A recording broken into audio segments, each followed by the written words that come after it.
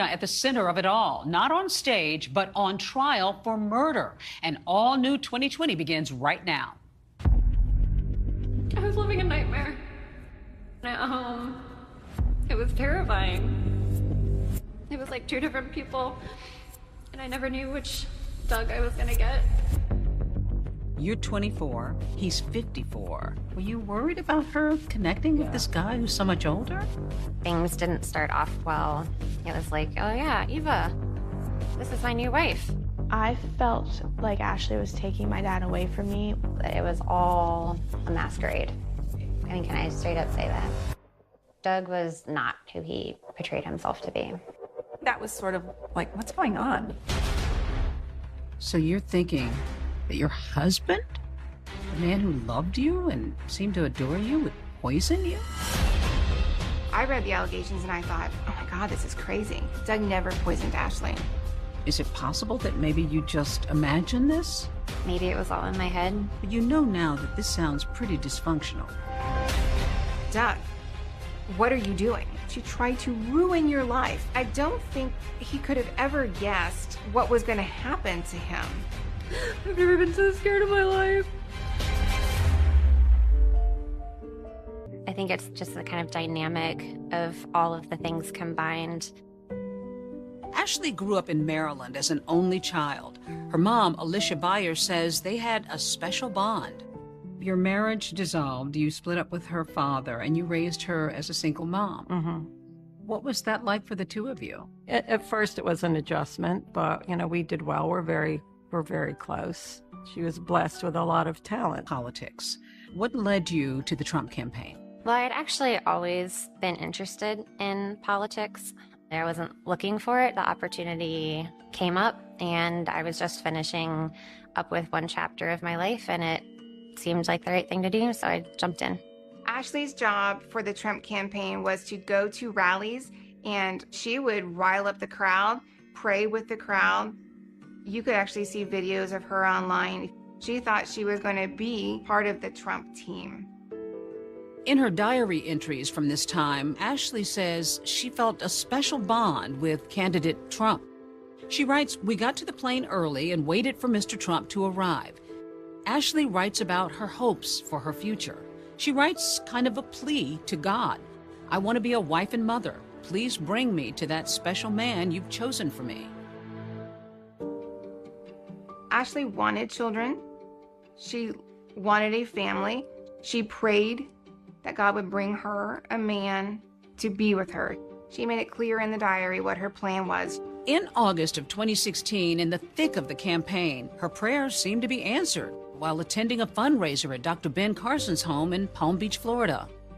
At some point, you meet a man named Doug Benefield. Yes. What did you think of him? He was charming. Very funny, really smart, confident, but quiet. We were there for political reasons, but then also he was a man of faith, shared similar interests. Those common interests included politics, God, and guns. First night that Doug and Ashley met, Ashley had a gun in her bra.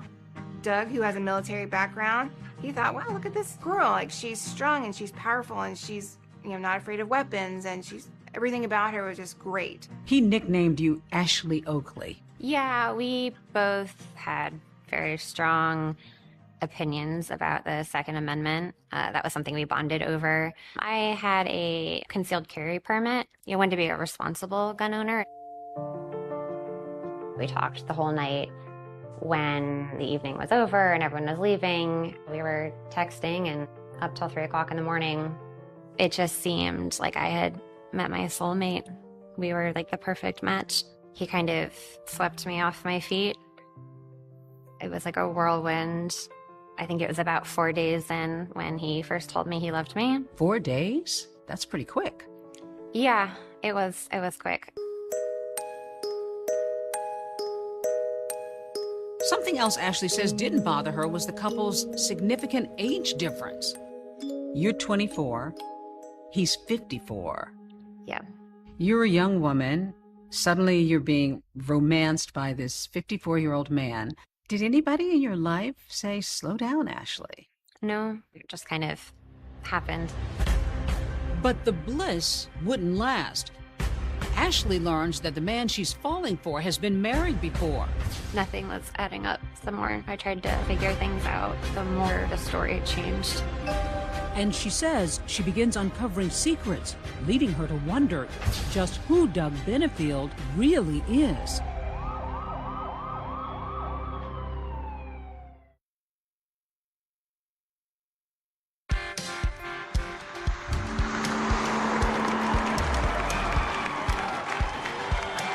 In the summer of 2016, 24-year-old Ashley Benefield is on the road stumping for Donald Trump when she finds romance at a Palm Beach fundraiser.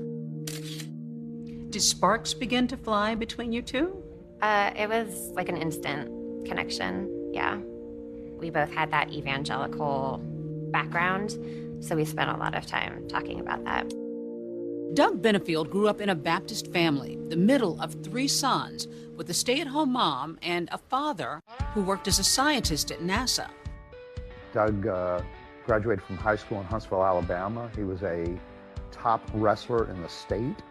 He decided to follow his father and our family to Texas A&M. After graduating from college, Doug joins the U.S. Navy in Pensacola. He rises through the ranks quickly, and the Navy assigns Doug to a position in Charleston, South Carolina. While he's working for the Defense Intelligence Agency, he gets involved in renovations of old historic buildings with people that he meets in Charleston. Doug started up some businesses here, a restaurant, some other things. He had a group of friends and colleagues. He loved it there. And one of those locations that he most loved was out on Sullivan's Island. Doug found a small hole-in-the-wall Irish pub called Dunlevy's Pub. That same Irish pub is where he meets his wife, Renee.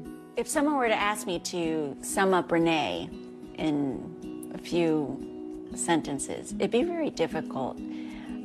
She's stunningly beautiful but doesn't know it, and loves to make people laugh. Doug has a pretty quick courtship with a woman named Renee Kauser. They marry, and in 2001, their daughter Eva is born. My mom was the sweetest, happiest woman you would ever meet. She was an angel walking on earth. She was never, ever, ever in a bad mood. She loved everybody. Doug's marriage to Renee, by all accounts, was a happy marriage. Of course, ups and downs, but generally a happy marriage. Doug and Renee and Eva together are just this triad. They're just 3 together all the time.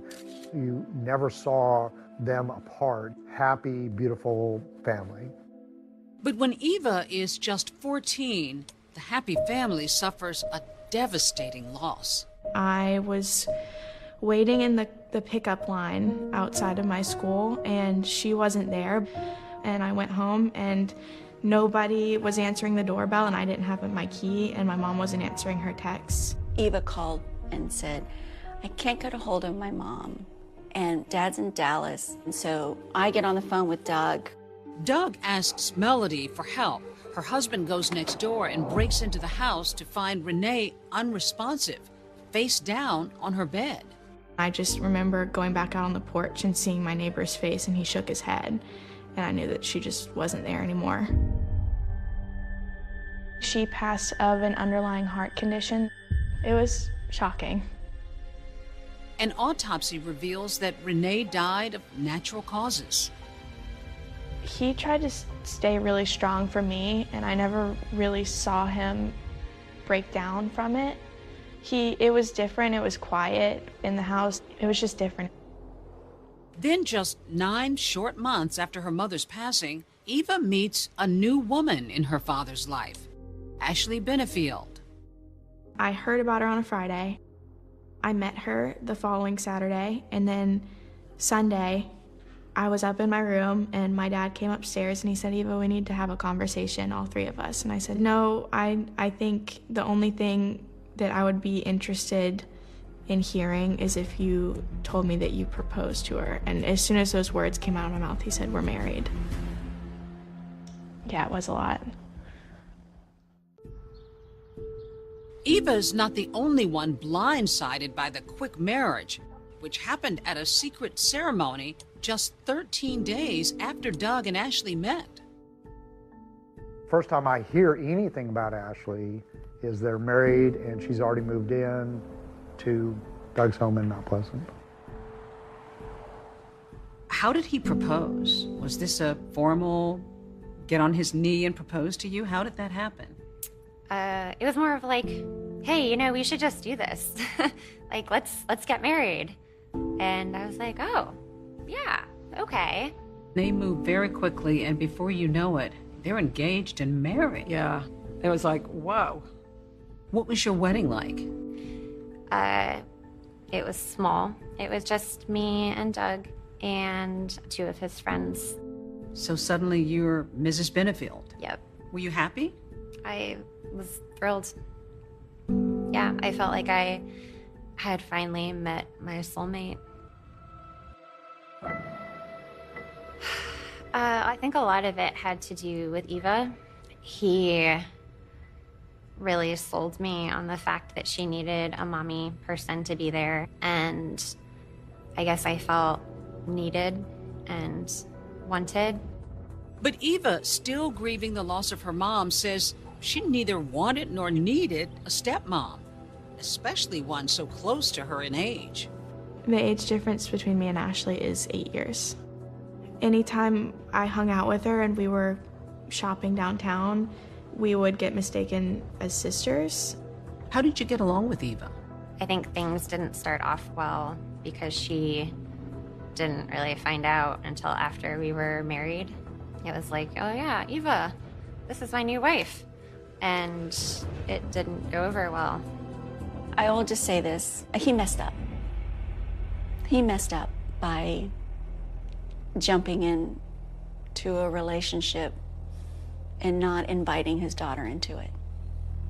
That was, I think, a huge mistake. My dad seemed very excited and happy, and I also understood that he was grieving differently than me. Ashley and Doug are moving full steam ahead. They don't just want a romantic partnership, they want to be business partners. It seemed like we found something once again that we were both equally passionate about, so we just hit the ground running. But what Ashley and Doug don't realize is that both the romance and the business will soon self-destruct. You can't make promises and not live up to them. Like, what's going on? People were mad. I found out that it was all a masquerade.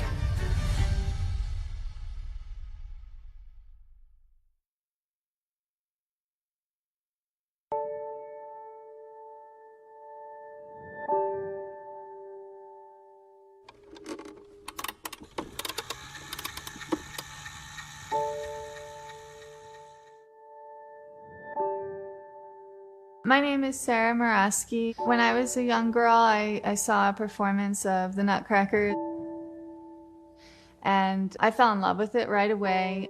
I knew right in that moment that's what I wanted to do with my life. After years of sacrifice and dedication, Sarah finally gets her big break.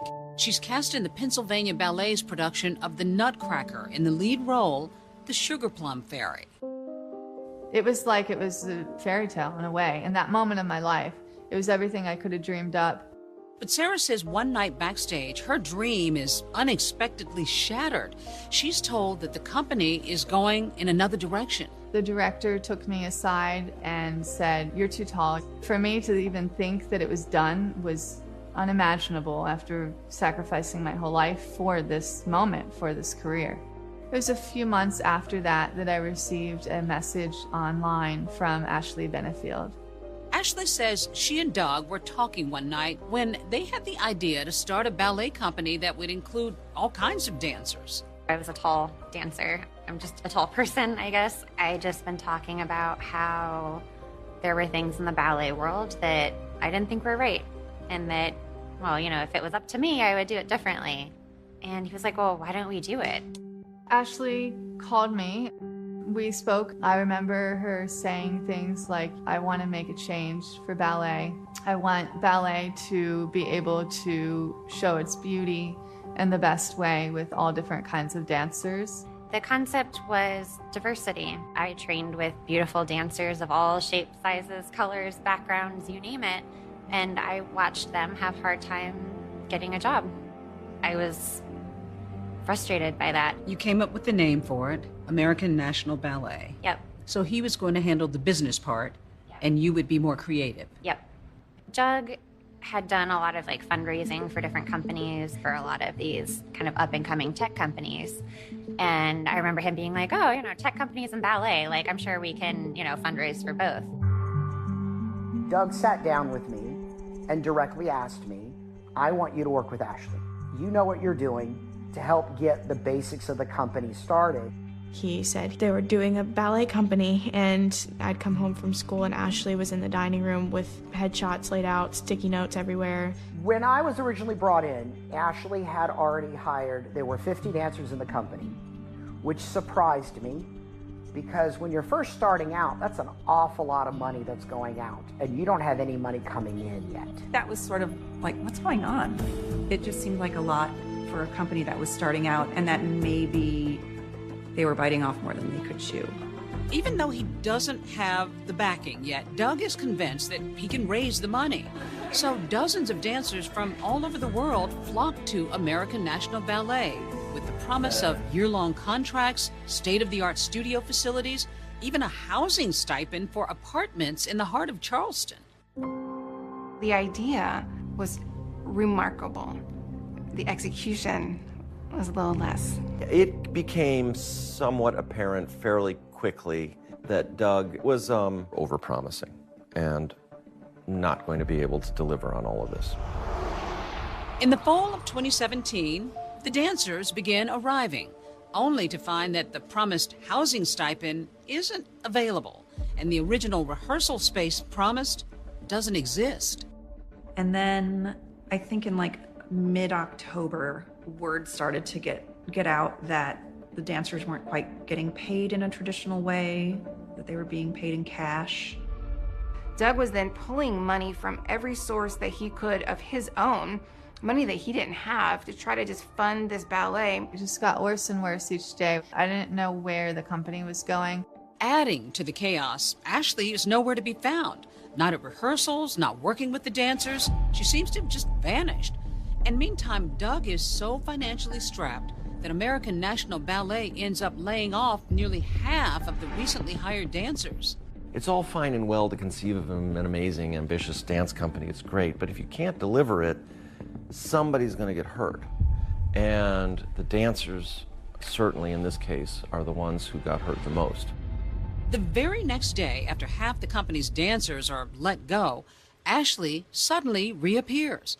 Not in person, but in a post on social media, writing in part, I publicly disavow my support for American National Ballet, and adding, I'm no longer associated with this organization in any way. I was horrified. I didn't know all of the things that were falling apart behind the scenes. I didn't see it coming. I no longer wanted to be part of it. Ashley left the scene, and then Doug abandoned the scene. One day he just wasn't there anymore. The organization evaporated. People were mad. People were very angry. Because losing your job in ballet is not like, okay, I'm gonna go on Indeed and see what's, who's hiring. You're kind of locked out for the year until the next audition season. American National Ballet has hurt everyone. You can't make promises and not live up to them because there are people's livelihoods that are involved. There are people's dreams that are involved. Some fault Doug for mismanaging the ballet, and others blame Ashley for disappearing. Ashley's absence from the ballet company was a very significant basis for the failure. She was the face of this company. When she left, the dancers, they didn't have anything. But Ashley says there's a reason she left Charleston and the ballet behind. She claims she had to, that her very life depended on it. He pulled the gun out and started waving it around. I was living a nightmare. It was terrifying. It was like two different people I never knew which Doug I was gonna get.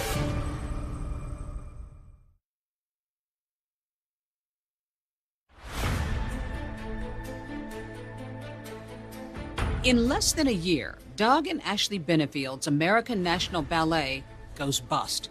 What very few people knew, though, was that behind the scenes, the same was happening to the couple's marriage. Doug always explained to me that the biggest factor of growing tensions at home was the conflict between Ashley and Eva. I felt like Ashley would try and act like my mom and tell me what to do. And I was like, you were less than 10 years older than me. Ashley says while American National Ballet is getting up and running, Doug and her arguments over Eva and the ballet become more frequent, aggressive, even scary. He would yell and scream and cuss. It was like Dr. Jekyll and Mr. Hyde. Things would be happy and okay one moment, and then the next minute he was out of control. I never really saw a shift in their relationship, but that's also because I was trying to stay out of it as much as possible. I said, okay, if my dad's happy, I'm happy. On June 15, 2017, Eva is out of the house when a heated argument between Doug and Ashley quickly escalates. He pulled the gun out and started waving it around. He threw the gun at me. He said that if I left, that he was going to kill himself. I begged him not to.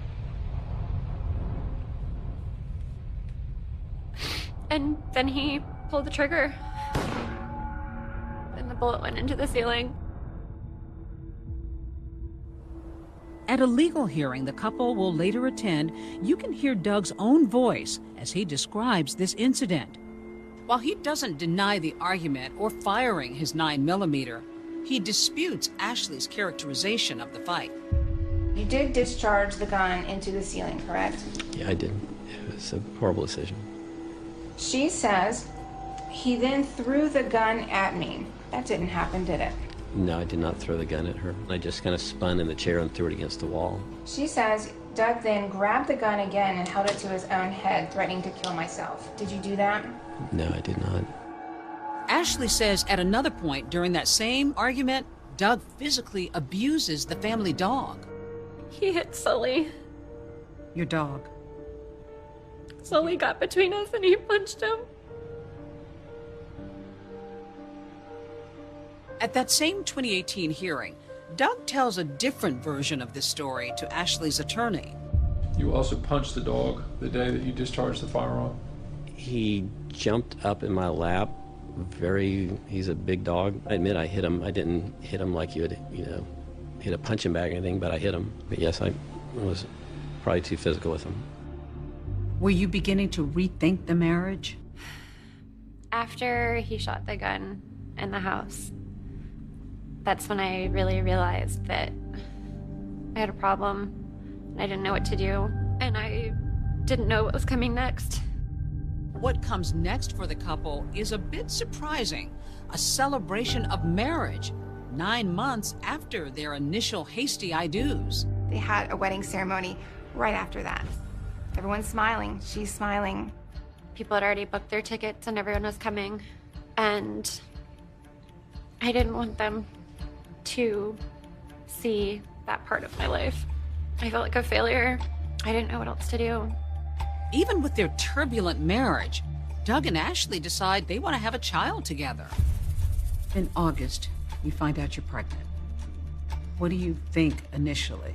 I was scared. It was supposed to be like a happy thing, but my heart dropped. Like, what am I supposed to do? Here again, Doug's story differs from Ashley's. It wasn't an accident, of course, that she got pregnant. It was planned. Doug had had a vasectomy years ago. Ashley paid with her own credit card for Doug to have a vasectomy reversal, and they then started to try to get pregnant.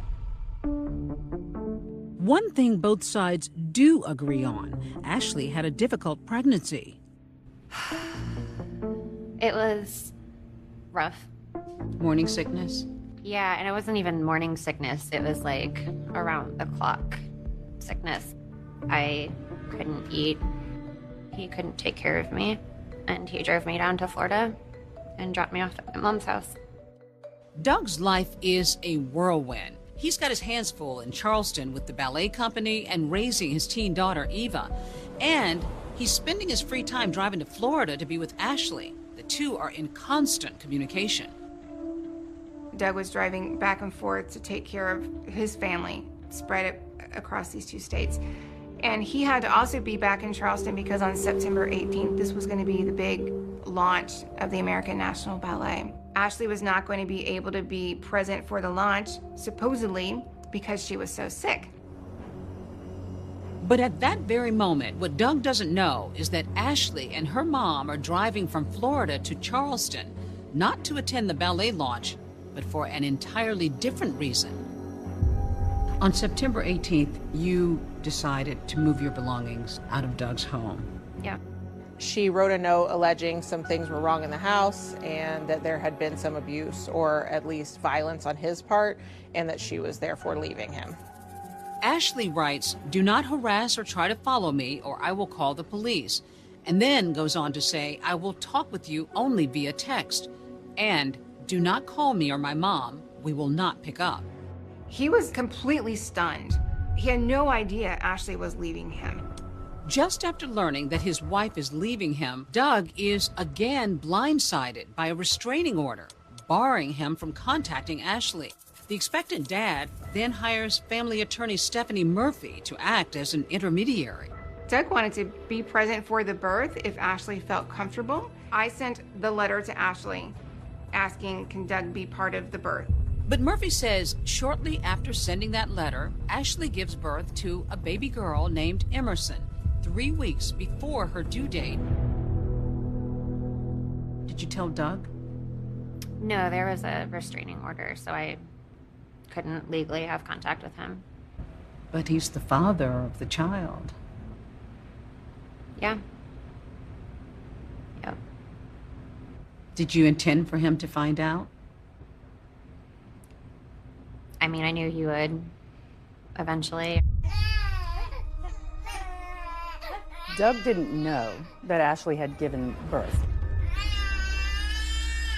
He learned through an injunction that she filed that the child had been born, and that was several weeks after the child had been born. Doug's not on the birth certificate. She didn't even give Doug the respect of naming his daughter Benefield. She gave the baby's last name as her grandfather's name. He was devastated. He was devastated that he missed the birth of his child and that he was not able to see her. But Ashley says she was only doing what any mother would do. She believed that Doug was a danger, not only to her, but to her newborn daughter, too. At first, I attributed it to morning sickness, but I started to wonder if there was more to it.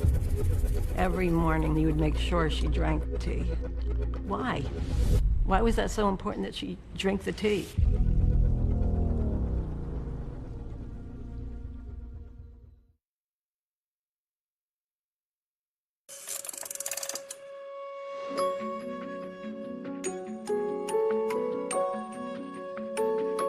It's April 2018. Ashley Benefield is a new mom, changing diapers, nursing her infant daughter. And at the same time, she's filing court papers seeking a protection order against her husband and the father of her baby, Doug Benefield. So it would just basically put up a wall between Ashley and Doug. It's not just that incident with the gun and the dog. Medical records suggest that she was in good health. Still, she says she had a growing suspicion that the terrible morning sickness she had wasn't just a routine part of her pregnancy.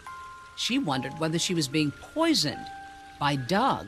It seemed like crazy and far-fetched, but I realized that the tea that he had been giving me, if I didn't drink it, he would get really mad at me. And I started to wonder if he was doing something to the tea. She started telling me every morning he would make sure she drank the tea. Why? Why was that so important that she drink the tea? I did some toxicology testing through hair testing. And what did it reveal? That I had been poisoned. The results from the lab Ashley privately hires for her hair test show extremely high levels of heavy metals like aluminum, barium, tin. The tests on baby Emerson also detect toxic metals. So you're thinking that your husband, the man who loved you and seemed to adore you, would poison you? Yeah. Why? I didn't know why. Ashley says she became so concerned for her health that she resorted to some pretty serious measures, including more than 20 sessions inside a hyperbaric chamber like this one, along with her infant daughter. Ashley says her hope was that this high-pressure environment would help detoxify their blood. She insists that her fear that Doug had tried to poison them was real. Others call it fiction. Doug never poisoned Ashley. Never. I read the allegations and I thought, oh my God, this is crazy. Doug's family attorney points to those medical records during and after Ashley's pregnancy, showing her to be in good health. The day after the baby was born, she was breastfeeding the baby. So which is it? Are you poisoned to the point that you are full of heavy metals, or are you okay and therefore you're going to breastfeed your baby? There's always been holes in the story. A judge agrees, siding with Doug and his toxicology expert who challenged Ashley's test results. Her request to keep Doug away from her and their child is denied.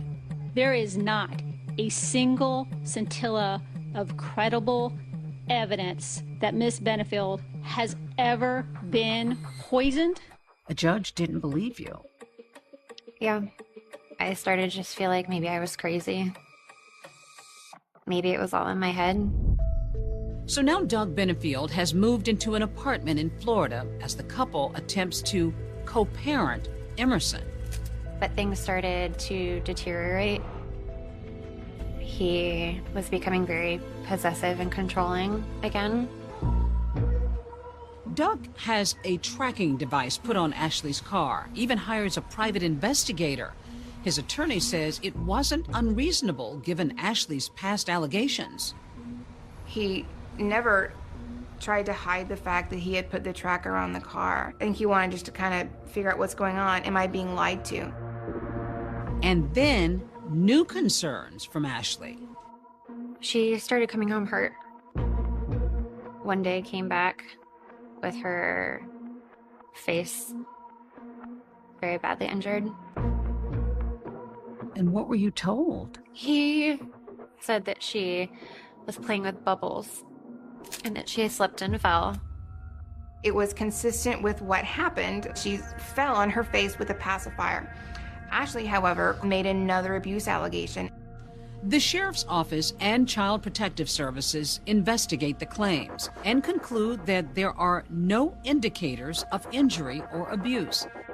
None of these cases led to charges. The child protection team closed them without any findings, and then the sheriff's office closed them as unfounded. Then, amidst all this tension, the Benefields make a decision that will confound everybody who knows them. He had gotten a job in Maryland, and so we started talking about all moving. Moving as a family to Maryland. Not as a family, but moving, like together at the same time.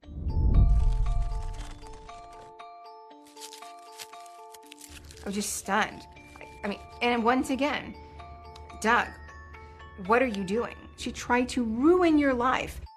All along, Doug would tell everyone who knew him, I believe I can make this work. How do you rationalize patching things up with a man who you think has been abusing your daughter? He was her father. I wanted things to be as good as they could be. But you know now that this sounds pretty dysfunctional. Yeah. There didn't seem to be a good option. So you're packing up. You're going to make this move. Doug comes over. Did you two begin arguing? He was constantly going back to this idea that we had to live together, telling me that it wasn't how God intended it. He just flipped out and it just kept escalating. Escalating, she says, to the point of no return. When you take a good man and a woman who's manipulative at her professional level, he's not ever going to play chess with her and win. That bedroom was empty, other than 2 handguns. We found that suspicious. I was extremely concerned about Ashley's safety. Ashley was about to knock down that house of cards. I don't think he could have ever guessed what was going to happen to him. And what happened?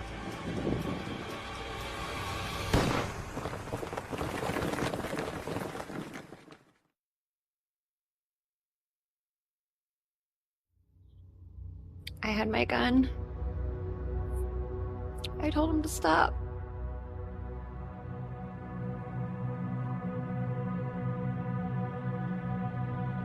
Sorry. What led you to go for the gun? I've never been so scared in my life. The information that I had was that it was a domestic-related shooting. The husband was dead. The wife did the shooting, and she claimed self-defense. Benefield's life is taking center stage at what's been dubbed the Black Swan murder trial. Good morning, Miss Benefield. There was always this little thought in the back of my head that said Ashley's going to do something to him. She just said, my dad's dead, isn't he? And then she said she killed him. She killed him, didn't she? Why would you have a loaded gun in the house and you've got a child? There was a ticking clock. She was very, very afraid that Doug was going to take this child away from her. This is all part of Ashley's crazy campaign to just annihilate Doug in every single way. And starts moving his arms around. Well, show me. What was he doing? We stand with Ashley! We stand with Ashley! Even her own little daughter marching for her mom. We stand with Ashley! He told you he had killed his wife? And he said that he could make me disappear too.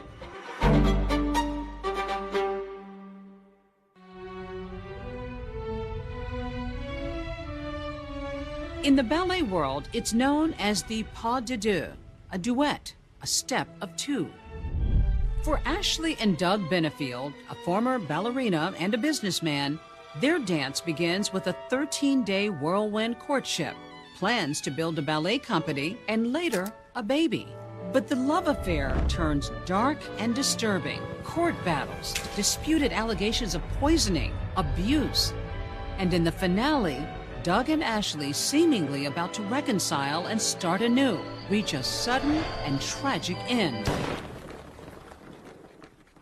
What happened in the moments before the gunshots rang out in this Florida community in September of 2020 will be scrutinized for years by investigators, by lawyers, and the media.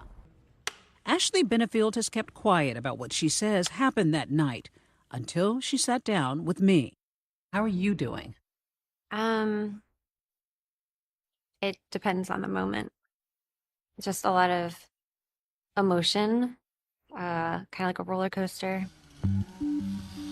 That roller coaster, Ashley says, took a sharp turn in the fall of 2020, when after 4 years of ups and downs, she and her husband, Doug, were preparing to move to Maryland. The plan, according to Ashley, was to continue living separately, just as they had in Florida.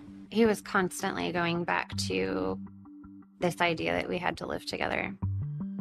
In these text messages from September 27th, the Benefields exchanged jokes, even emojis.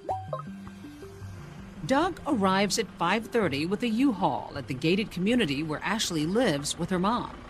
Ashley's mom and daughter Emerson are out of the house at a nearby park. Ashley claims it isn't long before things go from friendly to fiery. Sounds like you guys are just agreeing to pack, and did you two begin arguing verbally? Was there yelling? There was a back and forth. She goes on to say that Doug becomes physically aggressive too, at one point bumping into her with a moving box and scraping her side. She then says she tries to diffuse the tension and asks him to leave. He ended up trapping me, and I tried to leave. He hit me. Where did he hit you? Did he threaten you? He said I couldn't leave. I almost made it to the front door and he stopped me. I ran to my bedroom and he followed me there.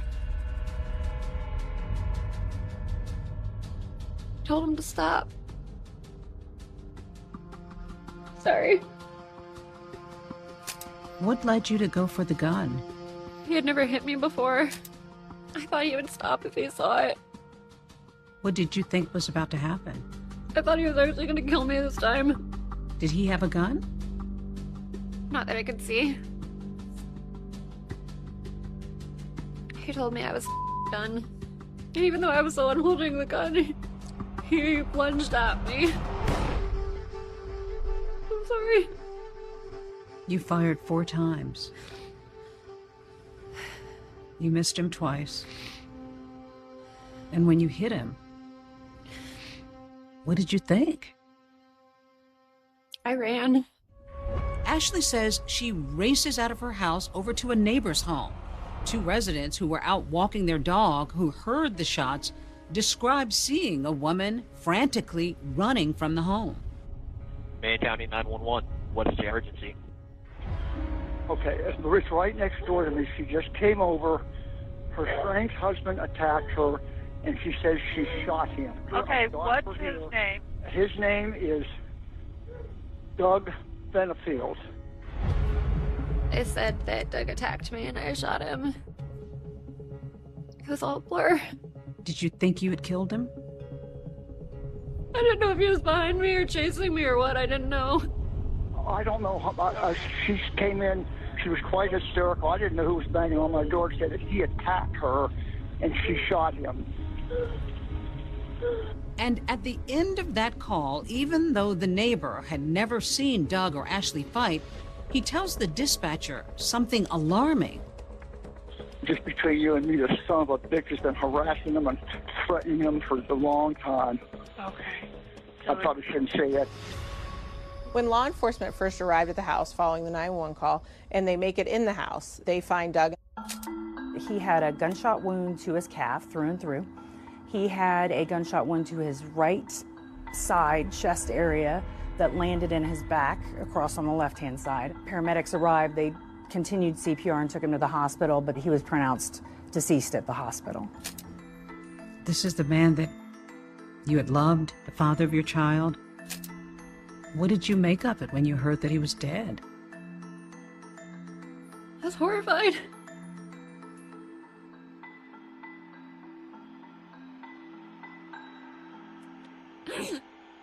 It's like the worst nightmare.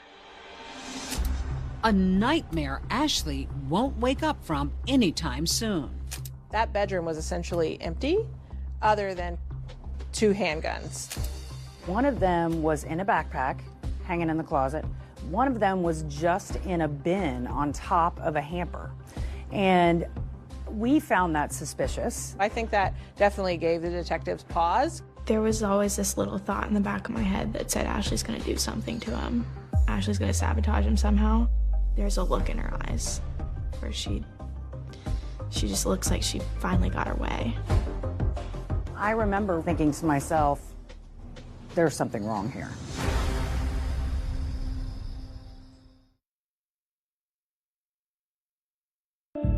Since we need to cancel Wednesday's hearing, Doug is dead.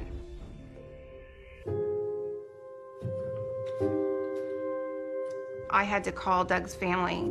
It was just heart-wrenching. Poor girl, I mean, she knew. She just said, my dad's dead, isn't he? And then she said, she killed him. She killed him, didn't she? And I set my phone down and I said, I don't have parents anymore. I was just shaking violently for like 6 hours. Doug Benefield's family and friends are grappling with unthinkably tragic news. And meantime, investigators are trying to make sense of what happened the night before. The information that I had was that it was a domestic-related shooting. The husband was dead. The wife did the shooting, and she claimed self-defense. Ashley is taken to the sheriff's office, where attorneys from her family court case are waiting. You didn't give a statement. Why not? My attorney is yelling to me in the parking lot. You know, don't say anything, don't say anything. I guess I was just following advice. Ashley does consent to photos that she says document the swelling on her face where she says Doug hit her. When I saw her that night after she left the police station, the left side of her face was swollen. She had obviously been struck. The next morning when she was changing a shirt, I saw the cut on her stomach. But law enforcement contends that Ashley's injuries don't suggest a life or death struggle. There was no swelling, there was no bruising, there was no difference in the way she looked. The entirety of the injuries that they found that were relevant was a scratch on her side, and that was it. They got pictures of every angle, of every place that the attorneys wanted them to take, and there were no injuries except for that scratch. And investigators are also skeptical of Ashley's claims of being attacked because Doug was unarmed. She had access to 2 weapons. You said that you were a responsible gun owner, but why would you have a loaded gun in the house and you've got a child? Well, the purpose of having a gun is for like a self-defense. The idea is that if something were to happen crazy in the middle of the night, that it would be accessible. But then you've got a loaded gun that's basically sort of out in a bin. There are those who say that sounds really suspicious. I mean, I feel like anything can be turned to try to make it look a certain way. We found that suspicious, that someone would have 2 guns readily accessible in an empty room when everything else is in a U-Haul truck. According to the medical examiner's report, the fatal gunshot entered the right side of Doug Benefield's chest. To investigators, that doesn't fit with somebody who's lunging toward her. If someone were coming at you or attacking you, the entrance wound to the fatal shot would not be in the side. And results from the forensic lab raise even more questions about Ashley's claim of self-defense. And there was no stippling on Doug's shirt, so that told us that the barrel of the gun was at least 3 to 7 feet away, and that's the barrel of the gun, not even her body. So they were not in a combat life or death situation where they were locked together. Just over a month after Doug Benefield is shot and killed, Ashley is charged with second-degree murder. She pleads not guilty. The Manatee County woman charged with shooting and killing her husband. Suspect for second-degree murder and the You're arrested. Charged with Doug's murder. What did you think? I was shocked. I was blindsided by it. In the minds of investigators, Doug Benefield's demise wasn't about self-defense. To them, it was Ashley's plan all along. The whole lie, the whole deception is coming to an end. Doug was going to find out your wife is lying to you. There was a ticking clock. She was very, very afraid that Doug was going to take this child away from her. Very afraid. But others insist the real victim here is Ashley. Doug Benefield was anything but what he portrayed himself to be. This is someone who is a predator, and this is someone who was not going to be stopped. He told me that he killed Renee. He told you he had killed his wife? And he said that he could make me disappear too.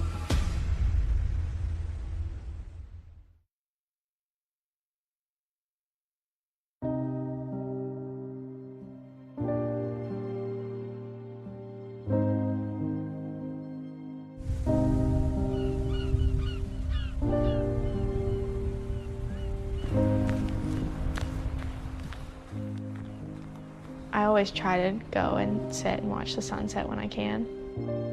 There's so many good memories there.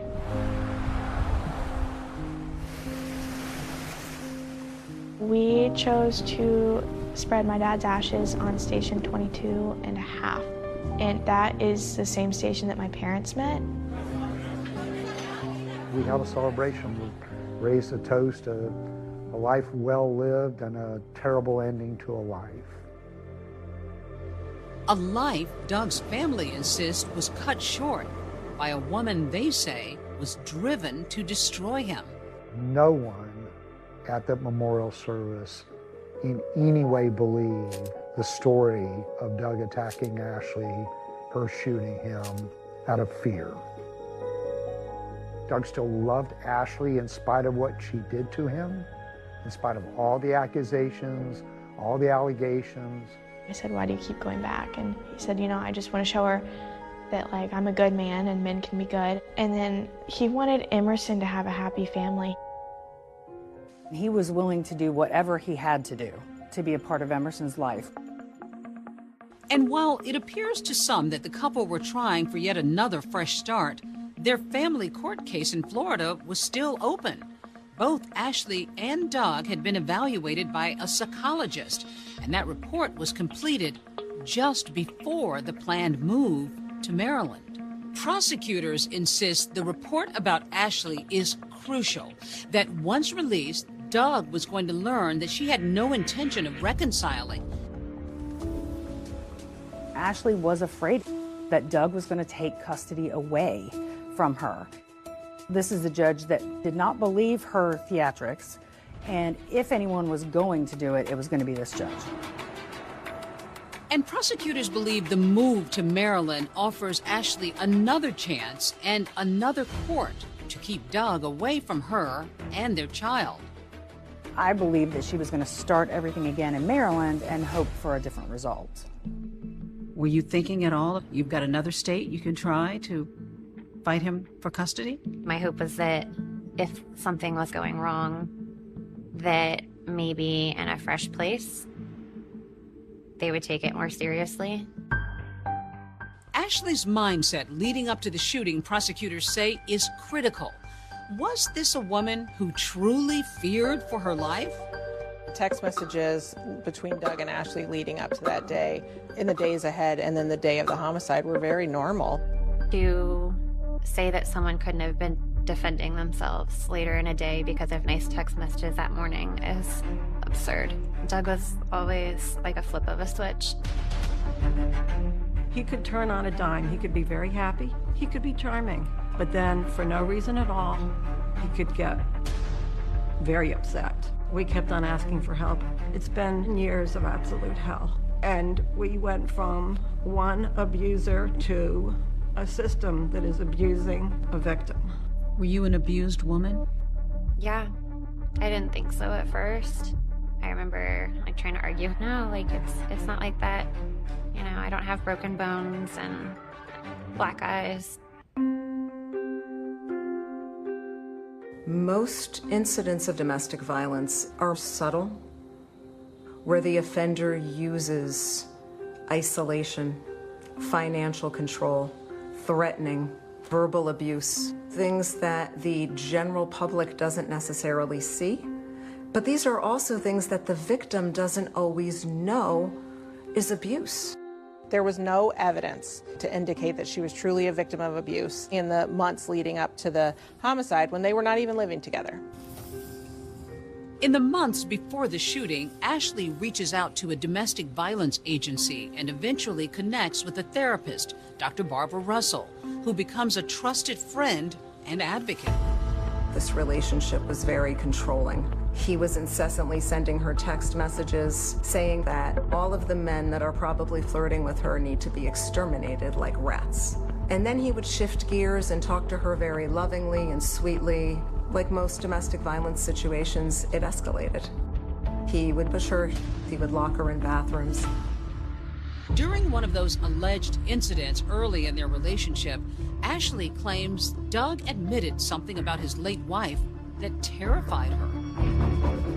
He had always told me that they had this fairy tale marriage, that they never fought. And then I found messages. Text messages, she says, reveal a side of Doug that Ashley claims she saw in her own marriage. She said one time he kicked her really hard. He had secretly videotaped them starting on their honeymoon. One time we were having an argument and he told me that he had killed Renee. He told you he had killed his wife? And he said that he could make me disappear too.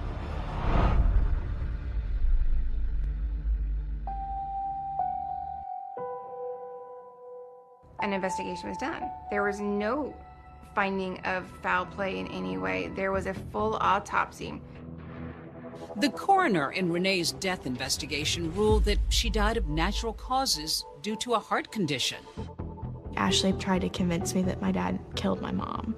I said, Dad, this is what she's doing. She was just kind of like, we're going to therapy, things will be okay. Obviously, I didn't kill your mom. This was all part of Ashley's crazy campaign. Ashley wanted to keep Doug away from that kid at the expense of everything and everyone else. She would not stop. Her goal was never to get rid of Doug. Her goal was to keep her daughter safe. That's very different than wanting... Stand with Ashley! Mother, daughter, sister, friend!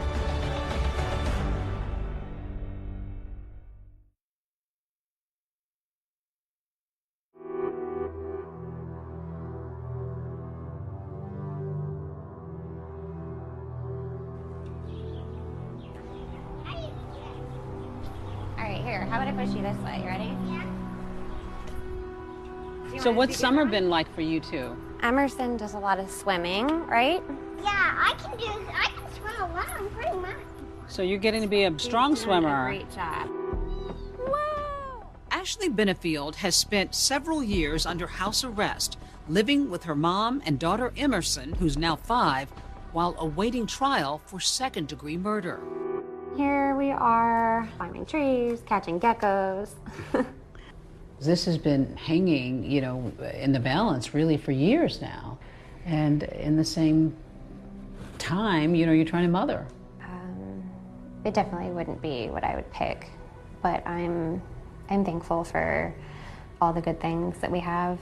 She's an amazing little girl. I love being her mommy. Meanwhile, the other daughter, caught in the middle, 22-year-old Eva Benefield, found her own way to process her pain. When I was 15, my mom died of an underlying heart condition. I had been on TikTok for a few months, and I thought, oh, that'd be funny if I made a joke about my dad being murdered. I made a TikTok, and I put my phone down, and I went to bed, and I woke up, and it was at 700,000 likes. And then it just kept going and going and going. It got 3 million likes and 10 million views. And within 2 weeks, I had 100,000 followers. Eva has gone from grieving and stuck in trauma to getting help to finding an outlet in her art. Eva, Doug's daughter, does not support you. Do you want to say anything to her? My heart's broken for her. She has been through so much. I wouldn't even know where to start. In February 2023, Ashley's legal team files a motion to dismiss under Florida's Stand Your Ground law. The law allows the use of deadly force if a person believes that that force is necessary to prevent imminent death or to prevent a violent crime without any expectation to retreat. Doug stopped her from fleeing her home. Well, that would be false imprisonment, and that would qualify as a violent felony, which would give her the right to use deadly force. Ashley's defense filed a 105-page motion presenting her version of the night she shot Doug. For his family, it was the first time hearing her side. The story they've made up is as implausible as everything else she ever made up about Doug and their relationship. It's implausible that any of that occurred the way she and her lawyer have told it. The court found enough merit in Ashley's motion to grant her a hearing. Now the burden of proof shifts to the state to prove that Ashley did not act in self-defense. The prosecution has to basically put on a trial, but it's just a hearing in front of a judge. Well, with this hearing, we have the opportunity to put a stop to the proceedings. Then I get my life back. Doug's family travels to Florida to attend the hearing. It feels a little weird just because the last time I was here was when my dad was alive. All right, good morning, everyone. We are on the record in the state of Florida versus Ashley Benefield. The state calls 8 witnesses, including Doug's family members and law enforcement, who testify that Ashley had no significant injuries to justify self-defense. Did you have a crime scene technician take photographs of her? We did. And why did you want pictures? I didn't notice any kind of injuries, things that you would typically see during a physical altercation. For their part, the defense relied solely on the details laid out in the 105-page motion filed before the hearing, calling no witnesses. There was no independent evidence that refuted her version of events. I believe this motion compels the court to grant it. Thank you for the court's patience. Judge didn't rule from the bench. They typically do not. After the hearing ended, we just had to wait for a written order. It would take 2 months, but ultimately the judge would deny Ashley Benefield's stand your ground motion, saying the state had shown the shooting was not in self-defense. Now, out of options, Benefield will have to face a jury of her peers in this courthouse. And happening right now, potential jurors being questioned in what people are calling the Black Swan trial. The Black Swan trial. Black Swan murder trial. The Black Swan has a catchy ring, and it sensationalizes my life. And it's sad to me that people who don't even know me have this idea of a monster. But not everybody sees her that way. We stand with Ashley. We stand with Ashley. Dozens of protesters here at the Manatee County Courthouse marching in defense of Ashley Benefield. And the littlest supporter marching out there also happens to be one of Ashley's biggest defenders. She kept on asking, Mommy, can I go? Can I go? I want to be part of this. I want to stand up for my mommy. I don't want to be without my mommy. And With Ashley Benefield now facing the possibility of life in prison, the big question is, will the jury believe her? The entire dynamic of the trial shifting today as Ashley Benefield made her way to the stand. The stakes for Ashley were extremely high. I was hoping that they would call Ashley. There's nowhere to go. I was trapped. I really just wanted them to see Ashley for Ashley. I thought he was gonna kill me.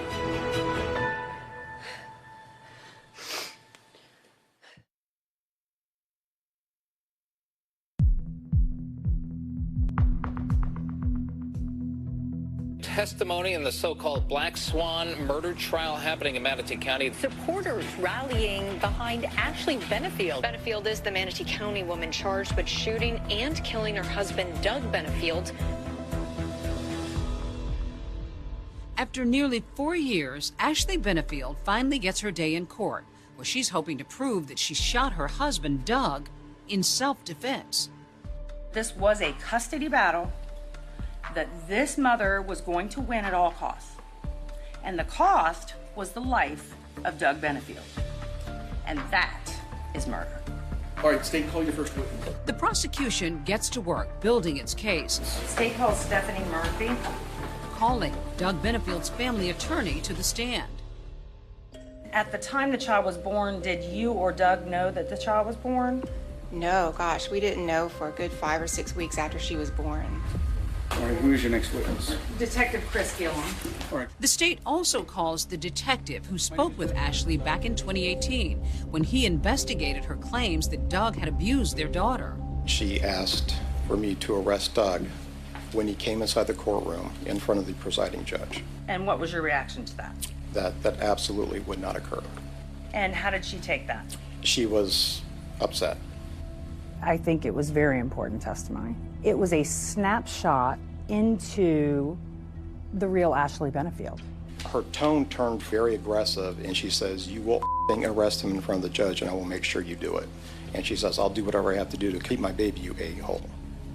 Ashley's side insists she was only trying to protect her child from a man she was terrified of. Defense would call Dr. Jason Quintel. They call a mental health counselor who saw both Doug and Ashley. Did you conclude whether there was an intimidation issue present? Ashley stated that she was scared of Doug. Did you reach any conclusions with respect to Douglas Benefield? Doug occurred as someone who was domineering, and the terminology that I would use at times would be super controlling. He would fit the stereotype of an alpha male, in my opinion. The defense also turns to a domestic violence expert to explain why, even though Ashley claimed she was living in fear, it may not have always looked that way from the outside. How common is it, Mr. Ferris, for a victim of domestic violence to smile and act happy in the company of the abuser? Very much so, because they're afraid. They found this least resistance. They're trying to not poke the bear, as we'll say. Doug didn't verbally abuse her, never physically touched her. He would be angry over how she tried to ruin his life, but the anger never came out in inappropriate ways. Then the defense calls the one person they believe can convince the jury of Ashley's innocence. The defense calls Ashley Benefield. How are you feeling this morning, Ashley? Nervous. The questioning quickly turning to the night of the shooting. I ran to try to leave the house. He hit me on the side of the head. He had never actually hit me before. What did you do? I ran. Doug was standing in the doorway. His face was red. Like the veins were bulging in his neck. The way he was looking at me, it didn't even look like Doug. His eyes were black. I held the gun like in front of me, and I said, "Stop!" And he like turned and he got into this like a fighting stance. I thought he was gonna kill me. Somehow, Ashley Benefield found the strength to testify on her own behalf. And I thought she did it extremely well. Judge, I wonder, could we have a minute? Ashley used a lot of theatrics, a lot of, in my opinion, acting. Looking her in the face, it did not seem genuine to me. Ma'am, there's Kleenexes here next to you. Okay, thank you. Even though she cried hysterically numerous times, there was not one tear. In her cross-examination, prosecutor Suzanne O'Donnell presses Ashley about that moment she says Doug hit her in the head. You say he slapped you? I wouldn't know how to classify it. He struck me, he hit me. Was his hand open or closed? I don't remember. Okay. In direct examination, she knew the color of his eyes and the way he was acting. And when I asked her, did he hit you with an open hand or a closed hand, she didn't know. Wouldn't you know if someone hit you with a fist versus an open hand? Judge, if I could have her step down so she can demonstrate. You may. I absolutely wanted to get her down off of the stand because she would have been that much closer to the jury. Okay, so he's standing there. He turns to like this and starts moving his arms around. Like that. Well, show me. What was he doing? Kind of like, I don't know, he got like this, and he was like making like fighting motions. I don't know, I'm not a fighter, I don't know. Okay. This was the time to show the jury exactly what this person was doing. Why were you so scared? And she just couldn't do it. And I believe that that was because it didn't really happen. And O'Donnell zeroes in on the physical evidence, arguing that it contradicts Ashley's claims of self-defense. So I want to talk a little bit about this trajectory. The fatal bullet went in the side of the chest and almost came out the other side of the back. Her story was he starts to lunge at her. If she then lifted the gun and shot, it would go in his chest and right out his back. It would not go side to side. Everybody unanimously agreed that the wound path of that projectile was from front to back, left to right. Well, I don't care how much you would like to move front to back to the side, it is still front to back. Ashley's action on that day was absolutely justified. She had the right to stand her ground and use force, including deadly force. For the last several years, I've walked hand in hand with Ashley. I'm now going to surrender her fate to you. So all of you may now retire to consider your verdict. Any minute now, Ashley Benefield could learn her fate.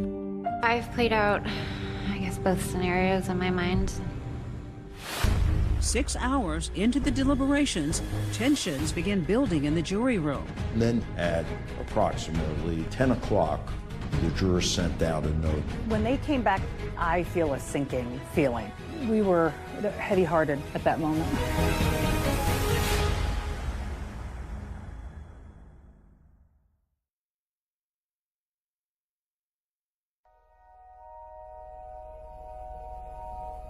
Are you envisioning what it might be like to hear guilty? Yeah, I've played out, I guess, both scenarios in my mind. I mean, part of this just doesn't seem real. I keep thinking maybe one day I'll wake up from the nightmare and realize that none of this happened. Jurors still deliberating after closing arguments. It's 10 p.m. The jury in Ashley Benefield's case has been deliberating for 6 hours. Then, a message from the foreperson. Yeah, I've received a note from you. It says, unable to come to unanimous verdict. Even worse than a not guilty would be a hung jury, because then the family has to go through this again. We just need some finality. But the judge encourages the jurors to keep deliberating and try to come to a consensus. We'll be in recess until we get another question or a verdict. And less than an hour later... Breaking news, we have a verdict. When I saw that there was a verdict a half an hour later, my heart was in my throat. We, the jury, find the defendant is guilty of manslaughter, a lesser included offense. The jury does not find Ashley guilty of second-degree murder. Instead, they convict her of the lesser charge of manslaughter. We were hopeful for a second-degree murder conviction, but we were very, very satisfied with a manslaughter conviction. Ashley learns she'll be sentenced at a later date. The sound was as good as the sight. We're very thankful that she was taken off to jail.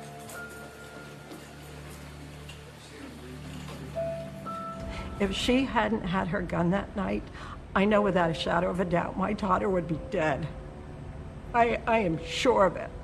Why do they not believe women? Why should women live in fear? I feel that Ashley was abusing a system that is designed to help people that are victims. Sets everyone back and makes it so much harder for those people that really are victims. But I'll tell you, the hardest part of that verdict was not in the courtroom. It was when we came back to our office without Ashley. Emerson was there waiting for her mom, but she wouldn't leave right around that elevator. She just stayed there. This case has always been sad to me because there are children involved that had nothing to do with this. Emerson's without her father and probably going to be without her mother now for a long time. Doug's family got justice. Eva's still without her father.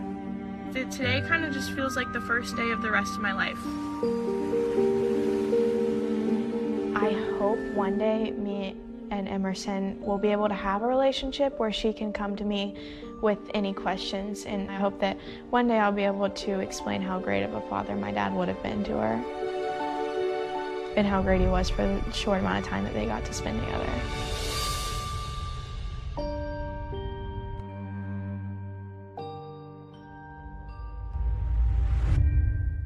Ashley Benefield is scheduled to be sentenced next month. David, she faces up to 30 years in prison. And as for Doug and Ashley's 6-year-old daughter, Emerson, she's currently living with Ashley's mother now. That's our program for tonight. Thanks for watching.